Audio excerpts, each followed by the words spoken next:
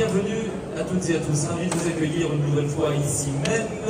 Si vous étiez là ce matin, écoutez, j'allais dire bis repetita, mais pas avec la même recette, puisque je suis très heureux d'accueillir une nouvelle fois une partie de l'équipe du lycée René Bonnet de Toulouse pour une recette, bien évidemment. Je tiens à remercier au passage Julien Razemont de la maison d'Espèce de Pélosique de l'étape du Gers, avec qui nous avons terminé cette magnifique recette. Et les recettes se suivent et ne se ressemblent pas, c'est le but de cet espace de démonstration et de dégustation culinaire, savoir-faire et talent. Ravi d'accueillir en tout cas un des professeurs incontournables du lycée René Bonnet. Il s'appelle Alexis Santamaria. Bonjour Alexis. Est-ce qu'on a un micro pour Alexis, s'il vous plaît? Bonjour. Ça va Alexis? Oui, très bien. On s'est vu ce matin, pour tout vous dire, avec une autre recette bien évidemment. Alexis qui est venu avec son équipe, c'est toujours Hugo Janet, c'est ça? Il y a une petite nouvelle. On en rajoute toujours une. Ah, il y a une nouvelle. Ah oui, pardon, et son prénom? C'est Elisha. Bonjour mademoiselle, bienvenue. Ravi, fidèle aussi parmi les fidèles qui, dans le métier, dans la vie de tous les jours, parlent beaucoup. Mais dans le métier ne parle pas, c'est comme ça. Voilà, je suis un peu déçu, mais elle s'appelle Sandrine Dominé, qui est ici, qui travaille avec vous, c'est ça? Tout à fait, professeur de cuisine, comme moi au lycée René Bonnet. Très bien. Et juste à côté, alors pour le coup, la boucle est bouclée, puisque vous formez de futurs chefs avec ce lycée René Bonnet, incontournable, je me répète, mais vous formez aussi de futurs professeurs. Ça, c'est quand même une originalité. Et nous avons avec nous Guillaume. Qui est Guillaume? Alors Guillaume, c'est mon stagiaire, il est avec moi toute l'année, il assiste à tous les cours. Et en fait, il apprend un petit peu le métier à mes côtés, de temps en temps, je lui laisse la main, il dirige des classes. Et voilà. Donc, en espérant qu'il ait ce concours en fin d'année scolaire. Parfait. Alexis Santamaria, votre parcours, parce que vous êtes professeur, donc la transmission est au cœur de vos préoccupations tous les jours pour tous ces jeunes qui évoluent effectivement. Votre parcours, c'était quoi? Vous avez travaillé dans des maisons, vous avez directement attaqué le professorat? Disons que sur l'enseignement professionnel, il faut avoir pratiqué un petit peu dans le privé. J'ai travaillé en restauration, gastronomie traditionnelle et surtout en traiteur événementiel. Très bien. Et pourquoi avoir basculé effectivement dans le professorat aujourd'hui? Tout simplement parce que transmettre, c'est quelque chose que j'ai voulu toujours faire et du jour au lendemain, je me suis retrouvé avec des jeunes informés et on s'est dit, tiens, si on passait le concours et finalement, 15 ans après, je suis toujours dans l'enseignement. Toujours dans l'enseignement et avec, j'allais dire, on ne peut pas donner des étoiles aux professeurs, effectivement, ce serait... c'est dommage, parce qu'on pourrait vous en donner. En tout cas, moi je vous donne le maximum. Parce que franchement, on se connaît depuis plusieurs années. Vous êtes toujours fidèle, effectivement, au lycée René Bonnet. Ce fameux lycée, à quoi il prépare, justement? Qu'est-ce que vous proposez comme formation? Alors, c'est un lycée professionnel, c'est pas un lycée hôtelier. On a des formations hôtelières, mais on a aussi des formations industrielles. On a aussi des boulangers pâtissiers, des bouchers, charcutiers, traiteurs, des poissonniers, des agents polyvalents de restauration et des cuisiniers, des serveurs, bien entendu. Parfait. Ce matin, nous avons travaillé ensemble. Enfin, moi, je ne fais rien. Je suis peut-être cuisinier, quoique. Nous avons travaillé un tataki de thon rouge de ligne de Méditerranée à la poudre de jambon. Bref, ce tataki de thon. Vous avez un petit écho effectivement à la Coupe du Monde de rugby avec le Japon qui va venir à Toulouse effectivement. Mais on va continuer avec ce joli clin d'œil avec la Coupe du Monde. Pourquoi? Parce qu'on a parlé d'un burger occitan, alors on ne comprend plus rien. Pourquoi Alexis? Alors burger occitan, c'est pour rendre hommage à l'équipe des États-Unis qui va jouer la Coupe du Monde en France. Donc on est parti sur un burger, c'est-à-dire le plat emblématique américain, mais en proposant nos produits de notre région. Ouais, les États-Unis qui vont vous faire un petit coucou à Toulouse aussi. Les États-Unis, le rugby, bon, enfin pas de commentaires, on va pas faire de commentaires sportifs. On ne parlera pas de gastronomie aussi. Et on ne parlera pas de gastronomie, quoique, puisque là, on parle d'un burger effectivement. Bœuf gascon, foie gras du sud-ouest et l'aïeul. Les ingrédients pour cette recette? Tout simplement, on a la chance d'avoir des super produits dans notre région. Donc en effet, on va avoir du steak haché gascon. On va avoir du foie gras mi-cuit IGP Sud-Ouest. On va y rajouter d'ailleurs un petit peu de pain d'épices, on va en parler après. Les buns que vous avez devant vous là, ont été fabriqués par les boulangers du lycée René Bonnet. Donc ils sont tout frais d'hier. Et on va rajouter une sauce tartare et du fromage glagnoise. Parfait, on a les ingrédients, on peut démarrer la recette. Oui, tout à fait. Chef, parce que vous êtes chef, c'est le but, et faire travailler tous ces jeunes. On est parti, Sandrine? Ah, Sandrine a parlé. Ah oui, Sandrine. Et, alors, pour démarrer. Alors, on va démarrer, donc, préparer notre burger. Déjà, on a préparé une sauce tartare, donc, une mayonnaise avec des capres, des cornichons et du persil haché, et une mayonnaise maison. Donc d'abord, on va dresser sur les buns cette sauce tartare. À côté de ça, on va cuire le steak haché dans lequel on a rajouté des oignons rouges, tout simplement parce que ça amène un petit côté sucré et ça aussi amène un petit peu d'acidité. Alors le but, on l'a compris aussi, c'est important de le dire Alexis, c'est que votre équipe ici présente donne les ordres effectivement à tous ces jeunes, du lycée effectivement pour leur donner les indications pour faire cuire la viande et autres. Hein. Les cursus de ces jeunes qui sont ici. Alors ce sont des élèves de première bac pro, donc ils sont en début de formation de bac pro, puisqu'ils ont fait toute l'année dernière et là ils sont là avec nous depuis septembre. À part Jeanne qui est devant nous qui a commencé son cursus début septembre. La pauvre. Tout à l'heure, je lui ai donné le micro quelques secondes, elle était tétanisée. Mais elle venait juste d'arriver, Jeanne, hein, c'est important. Elle a commencé le micro, hein, on peut l'interviewer à nouveau. Jeanne, je ferai ça. Elle va nous voir toute la vie, elle dira le monsieur là-bas avec son micro. Terrible. La cuisson, effectivement, du steak, parce que ça ne paraît pas très compliqué, mais quand même, on rappelle que la viande hachée, vous avez rajouté de l'oignon rouge, ouais. Important.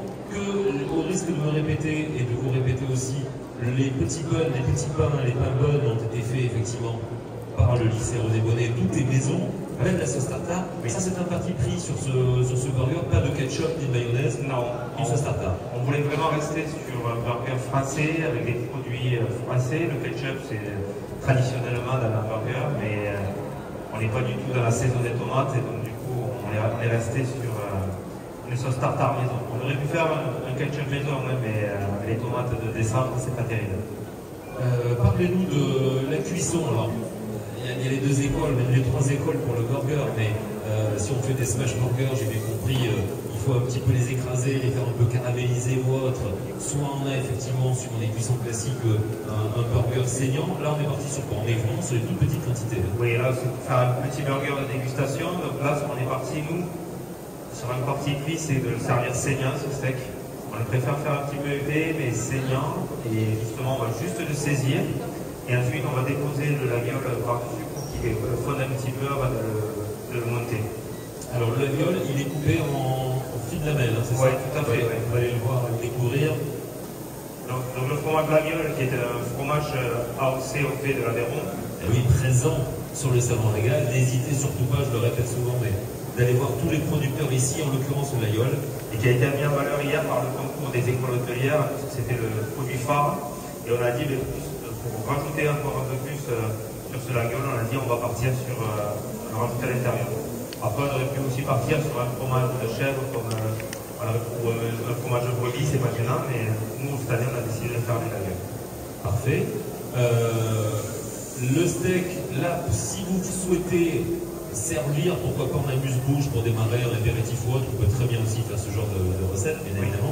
Peut-être plus compliqué de trouver les petits buns tout faits comme ça aussi petits. Ah, ça c'est plus compliqué parce que les boulangers, il y a beaucoup de boulangers qui font des buns. Oui. Et ceux qui en font ne font pas forcément la publicité parce que ça demande beaucoup de travail, surtout un coup de main. Et alors, surtout quand ils sont tout petits, c'est encore plus complexe. Ah oui, ben oui. Mais là, ils sont magnifiques, en tout cas. Alors, les élèves boulangers avec notre collègue Arnaud Vienne, qui est professeur de boulangerie, qui est amené dans le passé aussi ici sur le salon. Tout à fait, c'est magnifique buns, c'est vrai qu'il a fait un super travail. Alors, l'astuce, pardon, mademoiselle, l'astuce, effectivement, de faire cuire saignante cette viande et de mettre la petite, c'est ça, hein, la petite lamelle de l'aïeul. Tout à fait. Là, alors, on ne va pas le faire fondre complètement, mais ça va déjà l'attendrir. L'idéal même, c'est de le tempérer un petit peu avant, c'est-à-dire le sortir du froid au moins 1 à 2 heures avant. Et là, on peut constater que quand on voit le fromage qui a commencé à enrober la viande, et du coup, on a le fromage qui va être bien moelleux. Parfait. Je ne demande pas à Sandrine pour le foie gras comment ça fonctionne. Sandrine, le foie gras. Merci Sandrine. Alors, le foie gras, on est parti sur le foie gras mi-cuit. On peut aussi faire ça de recette avec un foie gras poêlé, hein, c'est pas un problème. Nous, on est parti sur un foie gras mi-cuit parce que ça tient mieux dans le burger.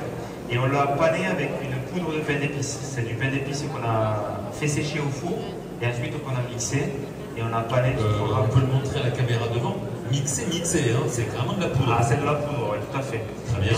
Et ce qu'on peut faire aussi, alors nous on a pris ce parti pris de ne pas le faire, mais on pourrait le faire, c'est qu'une fois qu'on l'a pané, même un foie gras mi-cuit, on peut le faire revenir aller-retour dans la poêle et ça caramélise un petit peu le... Indépendamment du steak, bien sûr. Exactement. Parfait.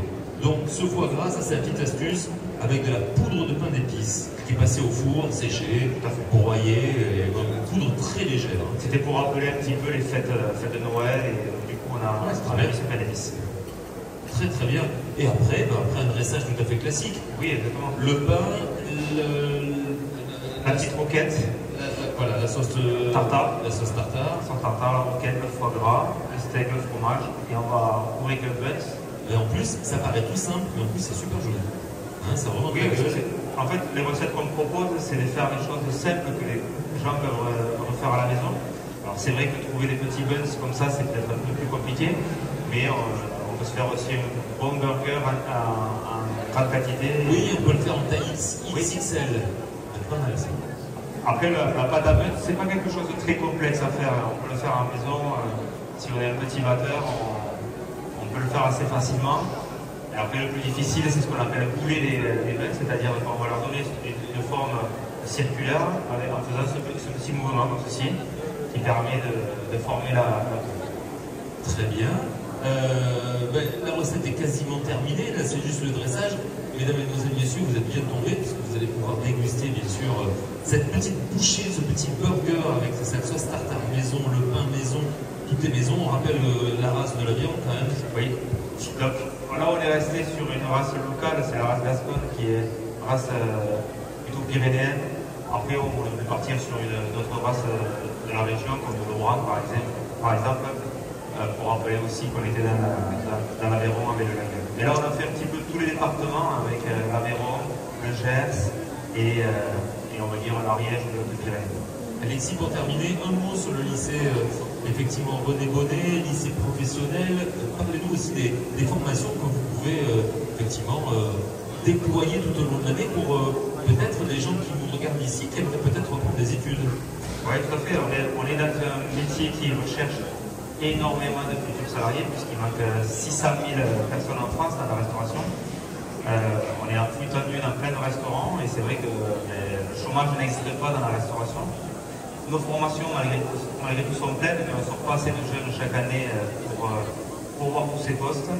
Donc du coup, c'est vrai qu'on développe un maximum de formations, des formations pour les jeunes, mais aussi des formations pour adultes, puisqu'on propose des CAP cuisine pour des adultes qui veulent faire leur conversion professionnelle.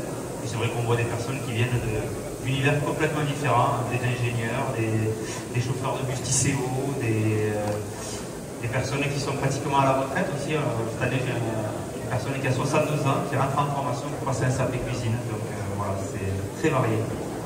Il suffit juste de s'inscrire. Alors, il faut s'inscrire au mois de, on va dire, juillet-août pour commencer à rentrer en septembre, et ce CAP se fait en 8 mois. 8 mois en cours du soir, comment ça se passe? Non, c'est la journée. Et après, c'est lié aussi avec un petit apprentissage de l'entreprise qui est venu. Parfait. Ce qui n'est pas le cas forcément de nos jeunes, puisqu'eux, ils sont ce qu'on appelle en formation initiale, c'est-à-dire qu'ils sont en permanence au lycée et ils font des stages à l'entreprise. Voilà. Tout à fait. Un grand bravo à Hugo, Jeanne, Emma, j'ai oublié le prénom de notre quatrième. Elisha. Un grand bravo aussi, s'il vous plaît, à Guillaume qui est présent, Sandrine Dominé et notre chef, et en l'occurrence professeur. J'aimerais un tonnerre d'applaudissements pour Alexis Santamaria, s'il vous plaît. Merci Alexis. Avec plaisir. On va envoyer effectivement les plateaux, puis je pense qu'il y en aura un petit peu pour tout le monde. Vous me gardez un plateau pour moi, merci beaucoup. Et